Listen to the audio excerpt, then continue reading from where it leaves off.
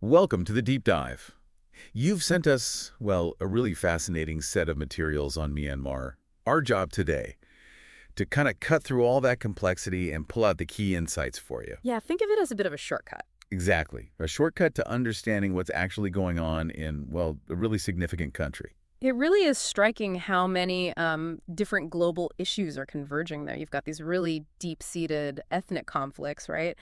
Then there's this huge destabilizing narcotics trade. And on top of all that, you can clearly see the strategies of major world powers playing out. It's all tangled together. It really is. And we should stress this isn't some, isolated issue somewhere far away. Myanmar's location is absolutely critical. It borders South Asia, Southeast Asia, and China. Geopolitically crucial. And it's not a new crisis either, is it? Uh-huh. These internal conflicts, they've been simmering, sometimes boiling over, pretty much since independence back in 1948. A very long history. Okay, so let's start maybe by trying to untangle some of those long-standing ethnic divisions. Where do we begin? Well, the sources you sent really underscore how the British colonial period kind of laid the groundwork. They governed what they called ministerial Burma, the Myanmar heartland, very differently from the frontier areas. Which were home to all the various ethnic minorities. Exactly. And that administrative separation, well, it arguably fostered a sense of difference, maybe even resentment, right from the start. You could definitely see how that played out later. During World War II, for instance, loyalties were completely split. Right. Many Myanmar nationalists sided with the Japanese, hoping for independence, while a lot of the ethnic minorities, like the Kachin and Karen, actually allied with the British. And those wartime experiences, you can imagine, would only deepen the mistrust on all sides. Huh. It leaves scars. Then you had this moment of hope, didn't you? Oh. The Panglong Agreement in 1947, Aung San Suu Kyi's father, he envisioned a federal union. A promise of a more inclusive future, bringing everyone together. It really was a possibility, but as the sources detail, his assassination later that year just shattered that promise. And the governments that followed became increasingly centralized, dominated by the Myanmar majority. Which effectively marginalized the ethnic minorities. Their concerns, their desire for autonomy, were largely ignored or suppressed. And the result? Predictable, really. Yeah, the rise of numerous ethnic insurgencies. We're talking groups like the KIO, the Kachin Independence Organization up in the north. Resource-rich area, Kachin State. Very. And the KNU, the Karen National Union, in the east near Thailand, they've been fighting for self-determination for, well, decades. And the Shan State Army, the SSA, in the Shan Highlands? The list goes on. It does. These groups have been active a very, very long time. And we're not talking about small groups of people here. The material points out ethnic minorities make up something like 35% of Myanmar's population. Around a third, yeah. But their political voice, their representation has been historically very limited. And here's where it gets really interesting, I think. Some of these ethnic armed organizations, the EAOs, they've essentially become like quasi-states within Myanmar. That's a really crucial point. They run their own administrations in the areas they control schools, police forces, they even collect taxes. It just shows how limited the central government's actual control is in many of these border regions. Absolutely. You're looking at heavily militarized zones, Kachin State, Shan State, Rakhine, Katyn. These are areas where the fighting has been intense for generations, and ceasefires, well, they tend to be fragile. Okay, so within that complex picture of ethnic conflict, let's zoom in on perhaps the most tragic and distinct situation. Yeah. The Rohingya community. Yes, the sources you shared make it really clear. The conflict involving the Rohingya Muslims in Rakhine State is, well, it's different. It stands apart in its severity and its fundamental nature compared to the other ethnic issues. How so? Well, for starters, despite their long history in Rakhine, they simply aren't recognized by the state. They're not on the official list of 135 national ethnic groups. Which is a fundamental denial of their identity, their right to belong in the country. Exactly. And it's not an accident. There's been this persistent narrative, pushed particularly hard by the military regime since the 1960s, portraying the Rohingya as illegal immigrants from Bengal, from Bangladesh, basically. And that narrative was actually codified into law, wasn't it? Yes, the 1982 citizenship law. It effectively stripped most Rohingya of their citizenship, rendering them stateless in their own homeland. Which puts them in a very different position from the other EAOs we discussed. Those groups are generally fighting for autonomy within Myanmar. Precisely. They have established territory, military capacity, political demands for federalism or self-rule. The Rohingya, according to the sources, largely lack that kind of leverage. No real territorial base, limited military means. Right. And their Muslim identity adds another really difficult layer in a country where increasingly Myanmar Buddhist nationalism has become fused with the state's idea of what it means to be Burmese. Our sources suggest the Tatmadaw, that's the military and ultranationalist groups, have actually exploited the Rohingya issue, used it as a way to try and build national unity among the Myanmar majority. By creating a common other. Yeah, someone to rally against. It's a classic tactic, unfortunately. And the consequences have been horrifying. Those campaigns in 2012 and especially 2017. Devastating. They led to the forced displacement of nearly 1 million Rohingya, mostly fleeing into neighboring Bangladesh. And the reports of atrocities, mass killings, rape, burning of villages are widespread and credible. And that crisis doesn't just stay within Myanmar's borders, does it? No, not at all. It puts immense pressure on Bangladesh, which is hosting this huge refugee population in sprawling camps. Camps that are vulnerable to disease, exploitation, even radicalization, according to the reports. Absolutely. And if you look at the regional powers, well, the response has been pretty cautious. India is mainly focused on its own border security concerns. And China. China has significant investments in Rakhine State, particularly infrastructure projects like pipelines, so they've been quite protective of the Myanmar government, often blocking stronger action at the UN Security Council. So lots of international condemnation, but effective intervention. Limited. Very limited, unfortunately. Okay, let's pivot now to another critical factor that fuels all this instability, the rise of, well, what's often called narco-terrorism. Right, that lack of state control in the borderlands we've been talking about. It created perfect conditions for drug cultivation to flourish, especially during the Cold War era. The infamous Golden Triangle. Myanmar became a major hub for opium and heroin. It did. And these ethnic armed groups needing funds to keep their insurgencies going for decades naturally saw drug production and trafficking as a reliable source of revenue. Heroin was king in the 1980s. And you had these almost legendary figures like Kun Sa. Kun Sa and his Mung Thai army, yes. A prime example of that era's narco-warlords. They built these massive drug empires, controlling territory, fighting the government, funding their operations through narcotics. But then things shifted, didn't they? The sources point towards the 1990s and a move towards synthetics. A major shift. Groups like the United Wasate Army, the UWSA, increasingly got into producing and trafficking methamphetamine, yaba, as it's often called locally. And the UWSA, they sound like a particularly powerful player. Immensely powerful, fueled by the massive profits from meth, and according to many reports, receiving significant logistical, maybe even military support from across the border in China. So they're one of the best armed non-state groups in the entire region. Easily. We're talking tens of thousands of fighters, sophisticated weaponry. They run their own autonomous region, the Wa State, almost like a separate country. And the drugs they produce don't just stay in Myanmar. Oh no, the reach is huge. Our material shows meth from Myanmar flooding markets in Thailand, Laos, India, even reaching as far as Australia and Japan. It involves very sophisticated international criminal networks. And depressingly, the chaos after the 2021 coup seems to have made things even worse. It really does. The UN Office on Drugs and Crime, the UNODC, has been warning about this. We've seen record drug seizures across the region in the last couple of years, and experts widely agree that meth production in Myanmar has surged since the coup. Which just pours more fuel on the fire, funding armed groups and destabilizing everything further. Exactly. It's a vicious cycle. This seems like a good point to broaden out again and look at the role of great power competition. How are countries like China, the U.S., Russia, India playing into this? Let's start with China. China's interests in Myanmar are huge. Strategic, economic, security, you name it. Think about developing their own landlocked Yunnan province, which borders Myanmar. Right. Access to resources, trade routes. Energy security is massive, too. Those oil and gas pipelines that run from the Bay of Bengal through Myanmar to China, bypassing the Malacca Strait. A major strategic choke point. Exactly. And then there's the Belt and Road Initiative, especially the China-Myanmar Economic Corridor, or CMSE, billions in planned investments. So their strategy seems complex. Some sources call it controlled instability. What does that mean? Well, it seems Beijing likes having a certain amount of leverage, so officially they support the central government in Naypyidaw, but at the same time, they maintain very close ties with and sometimes provide support to various ethnic armed groups along that long border. Hedging their bets. Kind of. The UWSA, the Wa Army we just talked about, is the prime example. They're incredibly well armed, likely with Chinese weapons, and control a key border area. They act as a buffer for China and give Beijing influence over the central government.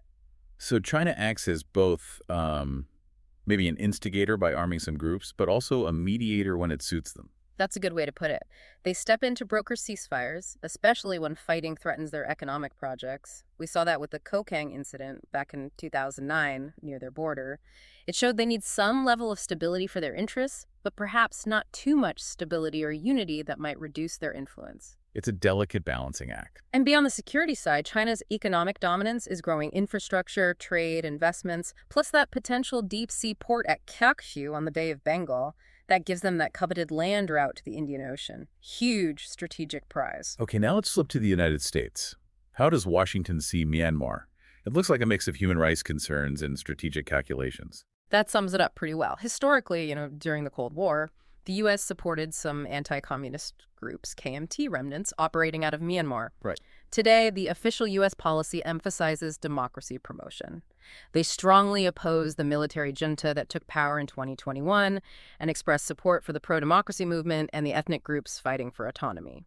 And that support takes concrete forms, funding civil society, media. Yes, funding for civil society groups, independent media outlets like DBB or MIZMA, often through organizations like the National Endowment for Democracy, the NED, and of course imposing sanctions pretty quickly after the coup. Though the impact of those sanctions seems debatable. It does. What's perhaps more intriguing, and mentioned in some of your sources, are these credible reports suggesting, quieter forms of engagement, U.S. intelligence contacts with some resistance groups, potentially providing some level of training, maybe financial support, strategic advice, often through third countries in the region. Okay, so what's the bigger strategic goal for the U.S. here? Is it mainly about China? It certainly seems linked to the broader U.S. strategy of competing with China. By supporting resistance forces, perhaps the aim is to create difficulties for China's Belt and Road plans, make Myanmar a more challenging environment for Beijing. Basically, push back against China's expanding influence in Southeast Asia? Create a bit of a quagmire, maybe? Potentially.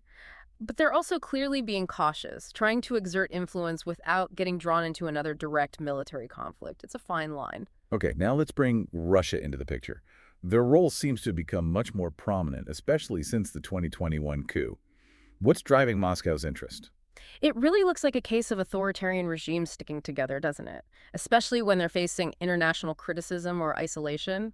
Since the coup, Russia has really stepped up as a key, reliable partner for the junta. And that partnership seems very focused on the military side. Absolutely. Russia has become Myanmar's top arms supplier. We're talking advanced fighter jets like the Yak-130, MiG-29s, Su-30SMs, attack helicopters like the Mi-35, even air defense systems like the Panzer S-1. And these arms kept flowing even after the coup, despite the international outcry. Yes, critically they did. And these Russian-supplied aircraft have been used extensively in the junta's bombing campaigns against resistance groups, and tragically, civilian areas, too. And it's not just selling weapons, is it? They're deepening ties. Right. Inviting Myanmar military officers for training in Russia, holding more joint military drills. Diplomatically, Russia provides important cover. General Min Aung Hlaing, the junta leader, has visited Moscow multiple times, received like a head of state. Giving them a veneer of legitimacy they lack elsewhere. Exactly. There's even talk about potential cooperation on nuclear energy, with Rosatom possibly helping with small modular reactors down the line. And what about those reports of Russian mercenaries, Wagner-linked groups? There are credible reports, yes, suggesting Russian PMCs, perhaps formally linked to Wagner, providing tactical advice, training, maybe intelligence support to the Tatmadaw on the ground.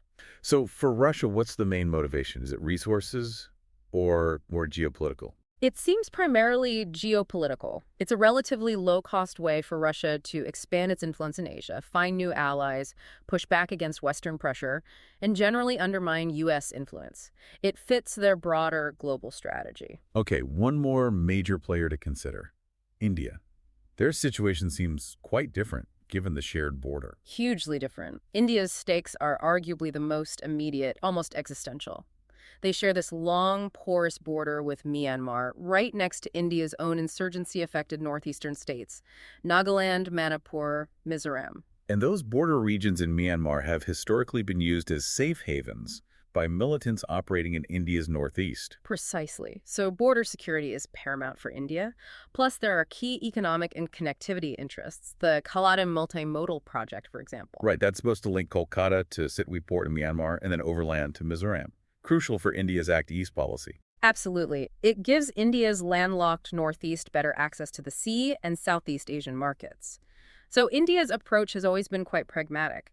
They maintained ties with the civilian government before the coup, but also kept lines open to the Tatmadaw. Because they need the military's cooperation on border security. Exactly. They've even conducted joint military operations like Operation Sunrise, targeting insurgent camps along the border.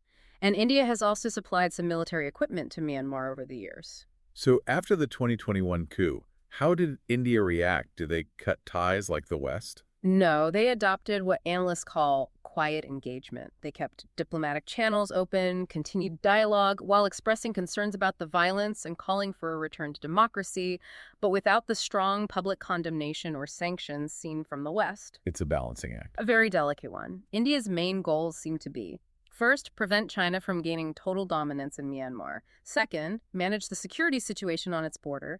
And third, ensure Myanmar remains ideally a stable, neutral buffer state. And they also try to engage with some ethnic groups directly. Yes, particularly groups like the Chin, who live along the border with Mizoram and share close ethnic and cultural ties with communities in India. There's been some humanitarian assistance and outreach there, too. Okay, so we've talked about the long-standing issues, the external players. But the nature of the conflict itself seems to have really changed since the 2021 coup. It absolutely has. The biggest change is the emergence of these new resistance forces, the People's Defense Forces, or PDFs. Who are they mostly? It's a real mix. A lot of young people from the cities, students, activists, former civil servants who refuse to work for the junta, even some monks. Their goal isn't just autonomy for one region, it's nationwide regime change. They want to overthrow the military and build a federal democracy. And they're not operating in isolation, are they? They seem to be linking up with the older ethnic armed groups. That's a hugely significant development. You're seeing unprecedented levels of cooperation, sometimes coordination, between PDFs and established EAOs like the KIA or KNLA. And crucially, the resistance isn't just confined to the traditional ethnic minority border areas anymore. Right, we're seeing fierce fighting in the Baymar heartlands, places like Saging and Magway divisions. Exactly. Areas that were previously considered bastions of support for the military. Even some groups like the Arakan Army seem to be shifting their focus towards broader, national-level ambitions, not just Rakhine State. So this decentralized, widespread resistance must be a nightmare for the Tatmadaw to handle. It definitely stretches them thin. They're facing attacks across the entire country. But the flip side is that the resistance lacks a single unified command structure. It's more of a network, which makes it harder for them to coordinate large-scale, decisive operations. And the junta's response has been brutal. Extremely brutal. We're seeing widespread use of air power, bombing villages, reports of massacres like those in Sirgan, deliberate displacement of populations, burning homes, really scorched earth tactics to try and crush the resistance. But is it working? Can the Tatmadaw win this? Well, they're facing huge problems themselves. They're overstretched militarily, the economy has collapsed under their rule, and they're largely isolated internationally. A decisive military victory for the junta looks increasingly unlikely. So what's the danger then, if neither side can win outright? The real danger now is a country fragmenting completely, breaking down into multiple territories controlled by different armed groups with little central authority left, a kind of permanent, low-intensity, high-suffering conflict across large parts of the country. A terrifying prospect. So thinking about that fragmentation, how do these various ethnic armed organizations, the EAOs, fit into this bigger picture of proxy warfare we discussed earlier? They are absolutely central. You can't understand the proxy dynamics without understanding the EAOs. They control the territory, they have the fighters, and they often act as the local partners or conduits for external powers. Okay, let's take the UWSA, United Wa State Army, again. Yeah. You said they're heavily backed by China. How does that serve Chinese interests? Well, the Wa control a large strategic chunk of the border with China. Having a friendly, powerful proxy there gives China security on its border, influence over Naypyidaw, and helps secure routes for trade and potentially BRI projects. They're a key asset for Beijing. And other groups near the Chinese border, like the MNDAA in Kokang. Similar dynamic, though, on a smaller scale. They operate in areas important to China, and their presence amplifies Chinese influence locally. What about groups that might be seen as closer to Western interests, or at least less tied to China? The KIA in Kachin State, or the KNLA in Karen State. The KIA is interesting. They control valuable resource zones, especially jade mines up near China. Their relationship with Beijing has been complex, sometimes tense. Since the coup, though, they've been a major player in the broader resistance, training PDFs, fighting the junta hard. This potentially makes them more attractive for indirect Western engagement aimed at countering China. And the KNLA. The KNLA has the longest history of fighting the central government. They've had some historical links to Western support groups. Since the coup, they've also been very active, working closely with PDFs along the Thai border, gaining renewed prominence. Then you have a group like the Arakan Army in Rakhine State. Yeah, You seem like a real wild card. they really are. The AA has become the dominant force in Rakhine, a major headache for the junta. But they also operate in an area critical for both Chinese pipelines and India's Caledon project. So they threaten interests on both sides. Potentially, yes. They reportedly got weapons via China initially, but they seem very focused on their own Arakanese nationalist agenda now. Their future alignment is, well, unpredictable. They could play different powers off against each other. And there are others too, right? The Shan State Army South, the Chinland Defense Force. Yes, the SSA South controls key territory in Shan State, including drug trafficking routes, but its leadership is seen as somewhat fragmented. The Chinland Defense Force, or CDF, is one of the newer groups, emerging strongly after the coup along the Indian border.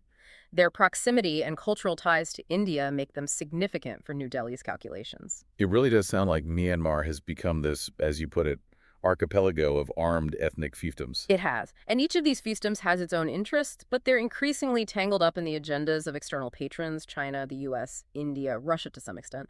Domestic insurgents are becoming geopolitical pawns. So if we tie all these threads together, the ethnic conflicts, the drugs, the external powers, it seems fair to say Myanmar is now a major and very dangerous frontline in the proxy wars playing out across Asia. I think that's accurate, unfortunately. You can see China's strategy quite clearly.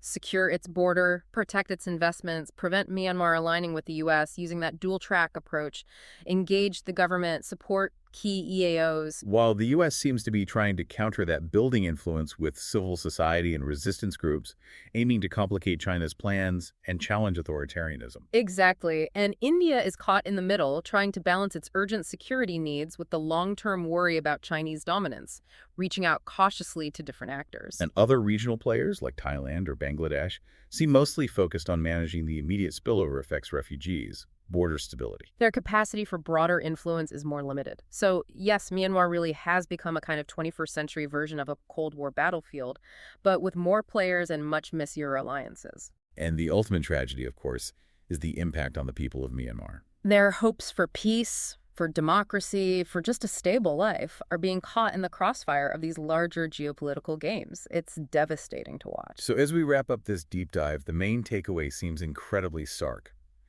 Myanmar is this complex, volatile knot where decades of internal ethnic conflict, a massive narco-economy, and intensifying great power rivalry all intersect. Making it a critical global fault line, absolutely. It's transformed into a proxy battlefield where China, the US, Russia, India are all maneuvering, often making a terrible situation even worse for the people living there. And the outlook for peace, for democracy, seems incredibly bleak without some kind of major concerted international shift, which doesn't seem likely right now. Sadly, no. It leaves you with a really sobering thought, doesn't it? Is what's happening in Myanmar a sign of things to come?